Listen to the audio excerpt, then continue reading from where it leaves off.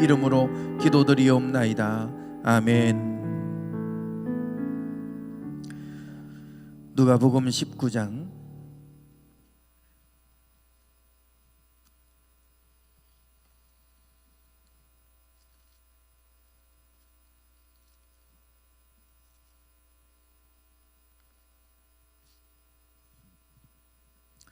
누가복음 19장 1절부터 10절까지입니다. 누가복음 19장 1절부터 10절까지 교독하시겠습니다.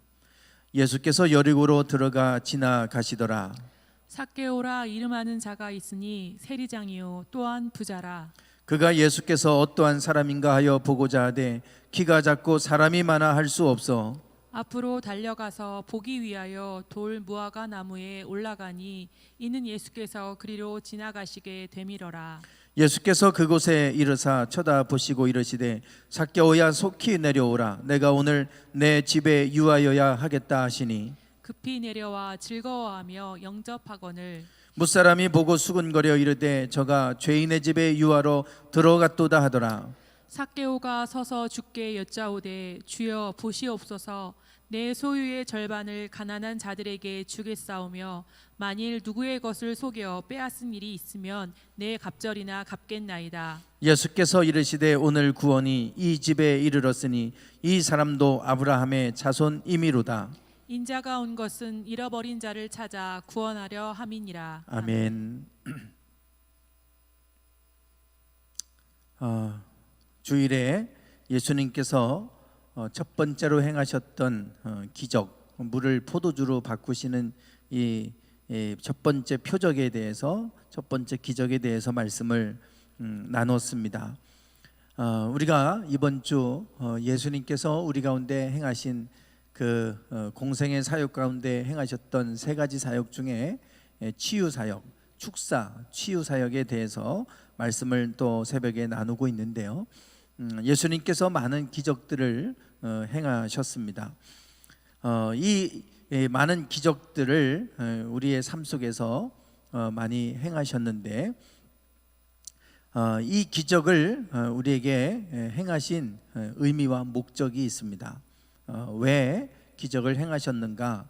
기적 자체가 목적이 아니라 기적을 통해서 무언가를 가르쳐 주시고 또 무언가를 말씀하시기 위해서 기적을 나타내신 것이지 기적 자체가 목적이 아니라라고 하는 것을 우리는 이 기적을 대할 때마다 명확하게 이것에 대해서 우리가 알 필요가 있습니다. 그렇지 않으면 우리가 기적만 쫓아다니게 되죠.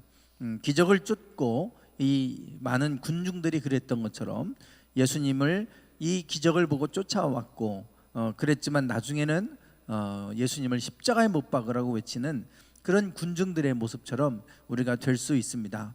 그래서 이 기적이 우리에게 무슨 의미를 지니고 왜 그런 기적들을 행하셨는지 오늘 함께 그 기적에 관한 이야기들을 좀 나누려고 합니다. 기적 그러면 사전에는 저렇게 정의가 되어 있습니다. 상식에서 벗어난 놀랍고 기이한 일, 이렇게 정의가 되어져 있죠. 상식이라고 하는 것은 일상에서 우리가 쉽게 일어나는 그런 것들을 우리는 상식이라 그럽니다. 그래서 누구나 다 보편적으로 받아들이는 것이 상식적인 거죠. 이 기적은 보편적으로 일어난 일이 아닙니다. 매우 특별한 일이고 너무 자주 일어나면 똑같은 기적들이 자주 일어나고 있다 그러면 기적이라고 말할 수 없잖아요. 이것이 정말 특별하게 일어날 수 없는 상황에서 일어나고 하기 때문에 우리가 기적이다 그러는 거예요. 그리고 놀랍고 기이한 일이라, 이게 이제 이해할 수 없는 영역이기 때문에 놀랍고 기이한 일이라 이렇게 정의를 내리고 있습니다. 그러니까 이게 일반적인 일이 아니고 매우 특별한 일이기 때문에 기적이라고 말하는 거죠. 그런데 성경에 보면 많은 기적들이 있어요. 예수님도 기적을 행하셨지만 성경 전체가 다 기적으로 가득 차 있습니다.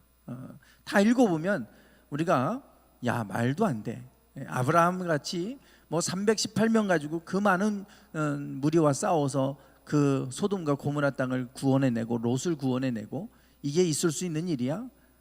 하나님을 모르는 사람은 비웃을 수 있습니다. 다 성경의 이야기들이 다 하나님 안에 있기 때문에 일어나는 기적들로 가득 차 있어요. 그래서 창세기부터 모든 것들이 다 기적이죠.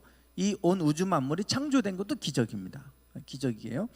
엊그저께인가 제가 무슨 기사를 보다 보니까 그런 얘기가 나와요. 지구와 같은 조건이 생명체가 존재하려면 여러 가지 많은 조건들이 갖추어져야 됩니다.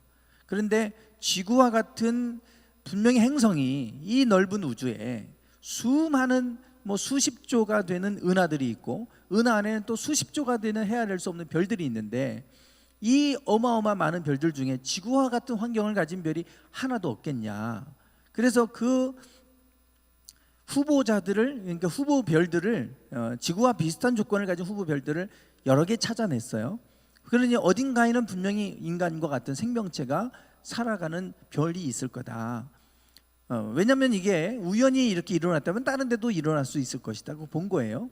그런데 과학자들이 여러 가지 많은 데이터를 가지고 지금 30억 년 얘기하고 그러는데 이 오랜 세월 동안 생명체가 유지될 수 있는 이것을 이제 시뮬레이션으로 돌려보니까 지구와 같은 별들이 없더라 이겁니다.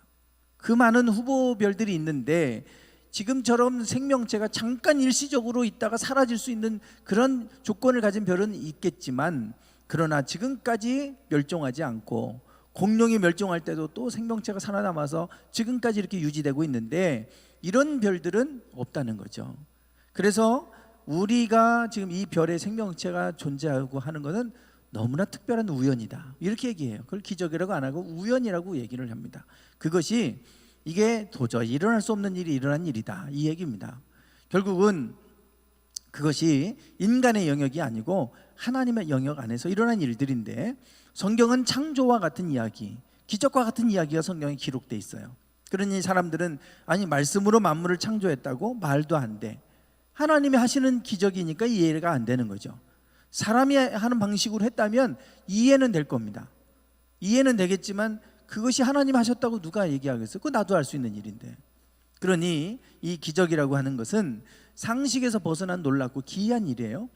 그런데 성경에는 그런 기이한 일들이 너무 많아요. 그게 너무 많으면 사실 기적이 아니어야 되잖아요.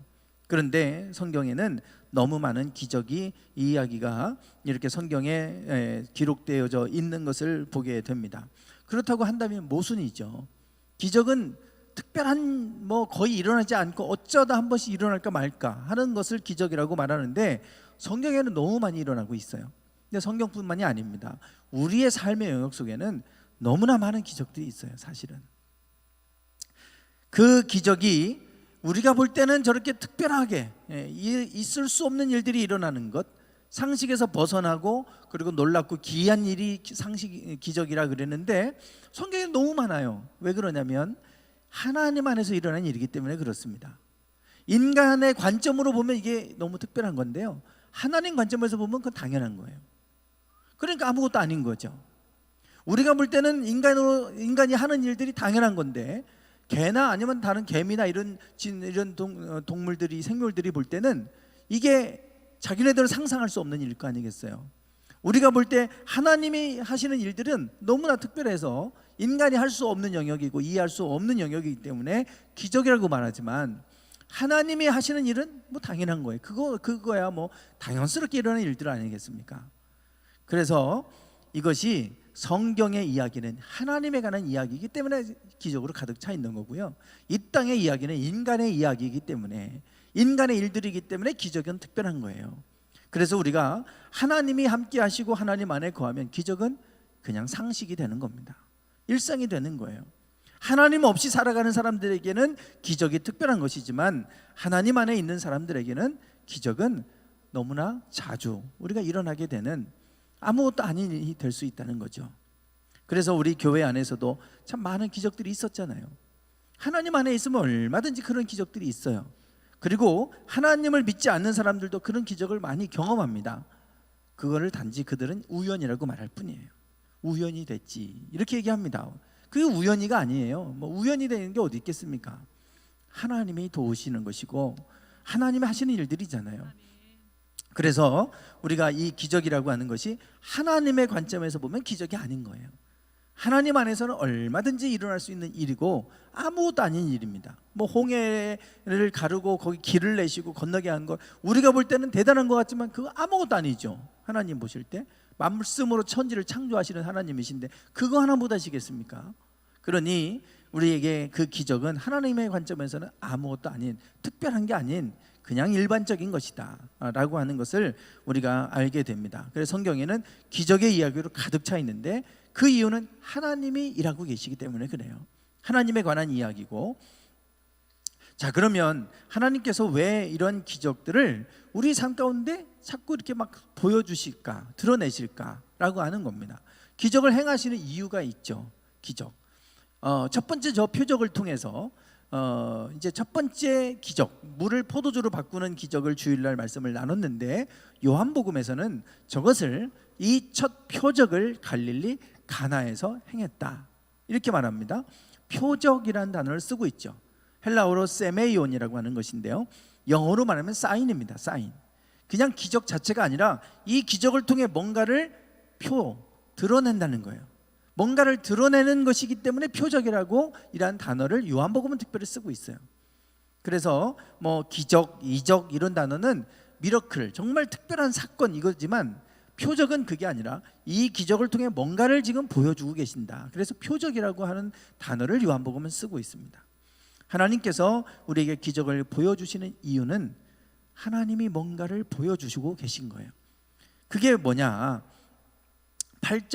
출애굽기 8장 22절에 보면 10가지 재앙을 이렇게 애굽 땅에 내리실 때마다 하나님께서 모세에게 이 10가지 재앙을 통해서 하시고자 하는 바를 알게 하시려고 그래서 이 10가지 재앙을 내리시는 것을 말씀을 하시죠. 뭐라고 말씀하냐면 고센 땅을 구별하여 그곳에는 파리떼가 없게 해주겠다. 이게 네 번째 파리떼 재앙인데 그로 말미암아 나는 세상 중에 여호와인 줄을 알게 될 것이다. 세상 중에 여호와라는 것은 이방신들을 섬기는 그때에 여호와, 야훼, 하나님이 온 땅에 유일하신 하나님이고 온 땅을 다스리는 하나님이 여호와 하나님임을 알게 될 것이다. 그래서 그들이 섬기는 신들을 하나님께서 10가지 재앙으로 다 치셨잖아요. 벌하셨잖아요. 나일강 신을 믿었지만 나일강이 피로 변하는 것을 통해서 봐라, 그들이 믿는 신이 아무것도 아니지 않냐. 나일강을 지키는 것도 나다. 내가 신이다. 내가 여호와 하나님이다. 이것을 너희가 알게 될 것이다.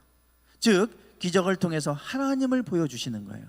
그리고 예수님이 기적을 행하시는 걸 통해 예수님이 어떤 분인지를 보여주고 계신 겁니다.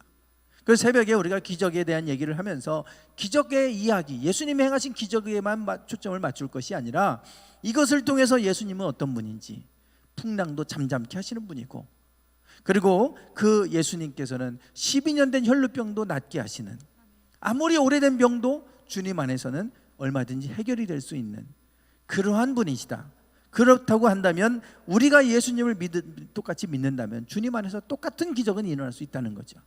병이 오래됐다고 해서 포기할 것도 아니고, 풍랑이 일어난다고 해서 두려워할 것도 아니고, 주님이 얼마든지 그것을 잠잠케 하실 수 있는 분이다. 그래서 우리가 그 주님이 어떤 분인지를 보여주시는 거예요. 그래서 그 주님을 믿도록 하는 거죠. 주님을 믿고 그 주님을 의지하면 똑같은 기적이 우리에게도 일어나는 겁니다. 그런데 그 많은 기적들을 보여주셔도 이스라엘 백성들이 하나님을 믿지 않았어요. 자꾸 원망하고 불평하고 12명의 그 정탐꾼을 보내고 돌아왔을 때 그 보고를 받고 그들이 또 낙심해서 돌아가자, 애굽 땅으로 돌아가자 이러면서 그들이 하나님 앞에 불순종할 때 그들에게서 더 이상 하나님은 일하시지 않았습니다. 광야에서 기적이 끊어져 버렸어요. 40년 동안. 그래, 하나님이 기적을 계속해서 보여주신 이유는 자 봐라, 내가 하나님이다. 내가 참 하나님이다. 내가 여호와 하나님이다. 그러니 나를 믿어라. 그러면 내가 너희들과 함께 있어서 이와 같은 일들을 내가 너희들에게 해주겠다. 계속해서 말씀하시는데 믿지 않으니까 하나님이 더 이상 일하시지 않으니까 끊어져 버리죠. 오늘 우리가 하나님을 믿을 때, 주님을 믿을 때도 동일합니다. 우리가 그러한 믿음을 갖고 바라보고 주님을 기대하고 나가면 주님은 그 믿음을 통해 일하세요. 근데 믿지 않으면 끊어져 버리는 거예요. 기적이 끊어져요. 그럼 믿는 자에게서 기적이 일어나지 믿지 않는 자에서 기적이 일어나지 않아요. 물론 믿지 않는 자에게도 기적이 일어납니다. 하나님을 알게 하시려고. 그런데 안 믿으면 두 번, 세 번 보여줘도 안 믿으면 더 이상 끝이에요.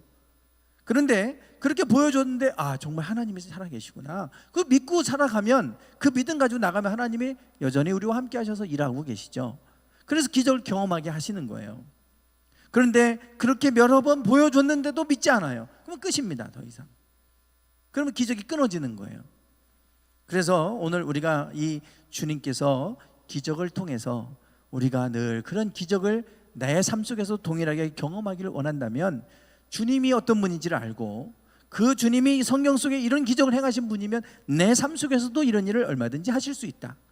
그거를 통해서 이런 일이 왔을 때 나도 어떻게 해야 되겠다라고 하는 걸 우리가 깨닫고 주님 앞에 똑같이 나가면 주님이 그 믿음을 통해 일하십니다. 그 기적을 경험하는 방법이죠. 안타깝게도 많은 분들이 기적에 대한 기대를 별로 하지 않아요. 그거는 옛날에나 예수님 시대나 있던 거지 이러고 그냥 말아버립니다. 그러니까 병이 오래됐으니까 원래 오래된 거니까 나는 이렇게 살을 팔자지 그러고 말아버리면 그냥 끝나는 거예요. 그걸로. 그게 아니라 그래도 12년 동안 할 거 다 해보고 많은 의사를 만나보고 모든 전 재산을 다 허비해서도 주님을 다시 만나려고 몰래 가서 옷자락에 손을 댔더니 그 믿음을 통해 한순간에 나아버리지 않습니까? 그것이 우리가 주님 안에서 믿음으로 경험하는 기적의 모습인 줄 믿습니다. 오늘 이 본문 말씀을 통해서 참 많은 기적들이 있는데요, 그 기적들 중에서도 가장 놀라운 기적이 뭔가, 가장 놀라운 기적에 관한 이야기를 오늘 삭개오 이야기를 통해서 좀 하려고 합니다. 잘 아시는 것처럼 삭개오는 여리고의 세리장이었죠. 당시에 그 세리는 잘 아시는 것처럼 로마에게 세금을 갖다 바쳐야 돼요. 로마의 압제 아래에 있었기 때문에 이 세리들은 세금을 걷어서 그 어마어마한 세금을 로마에 갖다 바쳐야 됩니다. 그리고 그 할당량 이상을 바치면 나머지는 자기 몫인 거예요. 그러니까 이 로마에 많은 세금을 갖다 바치려면 이스라엘 백성들로부터 많은 세금을 걷어내야 돼요. 그러니까 말도 안 되는 세금을 매겨가지고 그런 세금을 여러 많은 항목을 만들어내서 세금을 걷어야 합니다. 그러니 백성들이 얼마나 원망이 자자했겠어요. 그런데 이 로마에 속해 있는 사람들이기 때문에 함부로 또 대할 수도 없어요. 그랬다가는 로마의 그 안에 있는 로마의 군인들이 가만히 있지 않죠. 그러니 미워는 할 뿐이고, 그런데 어떻게 할 방법은 없어요. 그러한 세리 중에 세리장이니까 얼마나 많은 세금을 걷어다 바쳤으면 세리장의 자리까지 올라갔겠습니까? 아주 악랄했던 사람이죠. 그러니 삭개오 하면 누구나 다 알았을 거예요. 아주 악독한 사람. 특별히 여리고는 제가 선교순례를 갔더니 여리고가 아주 넓은 평야처럼 넓습니다. 그리고 이 군사적인 요충지이기도 하고요. 그리고 너무나 평야가 쫙 넓게 펼쳐져 있어서 경제적으로도 많은 역할을 하는 그런 곳이에요. 이스라엘 도시 중에 가장 경제적으로 우리가 뭐 서울이 그러한 것들이 이제 가장 경제적으로 그 서울이 가장 여유가 있는 그런 도시 아니겠어요? 여리고도 그런 도시입니다. 예루살렘은 그냥 종교의 중심지일 뿐이지 산 언덕에 있기 때문에 특별한 게 없어요. 예루살렘 성전이 있고 성전산이어서 거기에는 바리새인들과 제사장들이 주로 있었던 곳이고요, 경제 활동의 중심지는 여리고였습니다. 그러니 거기서 얼마나 많은 세금을 걷어냈겠어요. 거기에 세리장이니까 이 사람의 지위가 상당했을 것이다. 우리가 얼마든지 추측해 볼 수 있는 부분이죠. 그랬던 이 세리장 삭개오가 예수님이 여리고에 오셨다는 얘기를 듣고 그래서 예수님을 만나고 싶어서 나갔어요. 그런데 이 삭개오는 키도 작고 그리고 사람은 너무나 많아서 예수님을 볼 수도 없고 만날 수도 없었어요. 그런 상황에서 삭개오는 예수님을 보고 싶은 열망에 돌무화과 나무 위를 올라가서 예수님을 보게 되죠. 그의 마음이 얼마나 간절했는지, 그냥 한번 가서 볼까? 그래도 볼 수 없으니까 그냥 집에 들어가고 이런 게 아니라 정말 예수님을 간절히 만나고 싶은 마음이 열망이 가득했던 사람이고, 그래서 돌무화과 나무까지 올라가게 됩니다. 예수님께서 그 모습을 보셨어요. 삭개오를 보셨는데 사실은 나무 위에 올라가 있는 삭개오의 마음을 보신 거죠. 그의 열망을 보신 거예요. 열망. 얼마나 간절히 주님을 만나고 싶어 하는지 그 열망하는 마음이 나무 위에 올라간 것을 통해 드러났고, 주님은 그 모습을 보셨고, 그래서 삭개오야 내려와라, 내가 오늘 너의 집에 유하여야 되겠다. 그러면서 삭개오를 이제 나무에서 내려오도록 하셨어요. 삭개오는 너무나 기뻤습니다. 그리고 나서 삭개오가 예수님 앞에 이런 고백을 합니다. 8절입니다. 8절. 같이 한번 읽어보실까요? 8절 시작. 삭개오가 서서 주께 여짜오되 주여 보시옵소서, 내 소유의 절반을 가난한 자들에게 주겠사오며 만일 누구의 것을 속여 빼앗은 일이 있으면 내 갑절이나 갚겠나이다. 아멘. 지금 여기에 매우 놀라운 고백을 하잖아요. 이 세리는 돈에 예민한 사람 아닙니까? 얼마나 돈에 민감한 사람이에요. 사실 우리가 이렇게 주변 사람들을 만나다 보면 돈에 예민한 분들이 있어요. 정말 돈에 인색한 분이 있습니다. 돈이 많고 적고가 상관이 없어요. 어떤 분들은 돈이 별로 없어도 이렇게 베푸기를 잘하는 분이 있지만, 어떤 분은 많이 갖고 있어도 절대 베풀지 못하는 그런 분들이 있죠. 인색한 분. 그래서 돈에 아주 예민한 분들이 있어요. 작은 돈 가지고도 아주 예민하게 반응하는 분들이 있어요. 이 삭개오가 어떻게 보면 그런 사람이에요.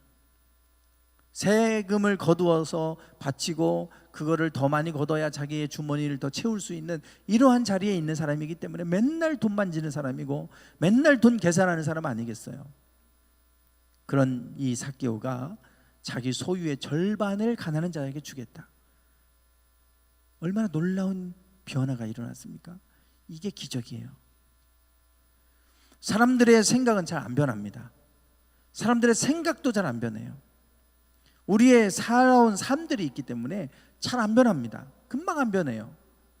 그런데 이렇게 살아왔던 삭개오가 예수님을 만나고 나서는 자기 소유의 절반을 가난한 자들에게 나눠주겠다 그랬어요. 이게 쉽게 일어난 일이 아니잖아요. 그리고 만일 누구의 것을 내가 속여서, 정당한 세금이 아니라 비정상적인 방법으로 내가 세금을 걷어간 것이 있다면 내 갑절로, 네 배로 갚겠습니다. 네 배로 갚는다는 거죠. 이게 지금 세리장 삭개오에게서 일어난 변화예요. 우리는 기적 그러면 불치병을 고치거나, 아니면 눈먼 자가 눈을 뜨거나, 안진뱅이가 일어나거나, 이러한 것만 기적이라고 생각합니다. 사실 더 어려운 거는 사람이 변하지 않는 거예요. 잘 안 변하잖아요. 근데 안 변할 것 같은 사람이 어느 날 갑자기 변해요. 주님을 만나고 나서 마음이 바뀌고 생각이 바뀌고 어느 날 바뀌었다. 그러면 그건 기적인 거예요. 왜냐하면 잘 안 변하거든요. 사람은 아무리 얘기하고 아무리 잔소리해도 안 변하잖아요. 그런데 주님을 만나고 나서 이 삭개오는 변했어요. 이게 기적인 거예요. 어떻게 보면 이 기적이 더 이전에 예수님이 행하셨던 많은 기적들보다 더 놀라운 기적입니다. 가장 놀라운 기적은 이거예요. 사람이 변화된다는 거죠. 아무리 눈먼 자가 눈을 뜨고 안진뱅이가 일어나고 불치병을 고쳐도 여전히 마음이 병들어 있는 가운데 그대로 있다면 안진뱅이가 일어나는 게 무슨 의미가 있고, 눈먼 자가 눈 뜨는 게 무슨 의미가 있겠어요? 여전히 생각도 똑같고 마음도 똑같다면, 악한 사람이 똑같이 눈만 떠봐야 악하다면 무슨 의미가 있겠습니까? 정말 중요한 기적은 우리의 삶이 변화되는 거예요. 변하지 않던 사람이 변화됐어요. 지금 삭개오. 우리는 그냥 예수님 만나서 저렇게 변했나 보다, 이걸로 끝나지만 이거야말로 가장 놀라운 기적이에요. 이 고백을 들으시고 예수님께서 이렇게 말씀하세요. 예수께서 이르시되 오늘 구원이 이 집에 이르렀다. 이 사람도 아브라함의 자손이미로다. 인자가 온 것은 잃어버린 자를 찾아 구원하려 함이라. 잃어버린 자가 이제 하나님의 백성이 됐다는 거예요. 이게 기적이잖아요. 전혀 주님을 몰랐던 사람이, 그냥 주님 없이 살던 이 사람이, 욕심만 채우고 살던 사람이 주님을 만나고 나서 변화돼서 이제는 구원받은 백성이 됐다. 하나님께서 가장 원하시는 게 이것 아니겠습니까? 그리고 그 일이 일어났을 때 주님이 이것으로 인해 기뻐하고 계시잖아요. 한 사람이 주님을 영접하고 주님의 백성이 되고, 그러고 나서 그의 생각이 하나님 나라의 차원으로 바뀌어버리고 있다. 이거야말로 하나님 가장 원하시는 기적이에요. 병을 고쳐줬더니 여전히 옛사람하고 똑같이 살아가고 있으면 그 기적이 무슨 의미가 있겠습니까? 정말 중요한 것은 우리의 삶이 변화된다고 하는 것이죠. 오순절 마가다락방에 예수님의 제자들이 모여서 기도했고 성령이 임했잖아요.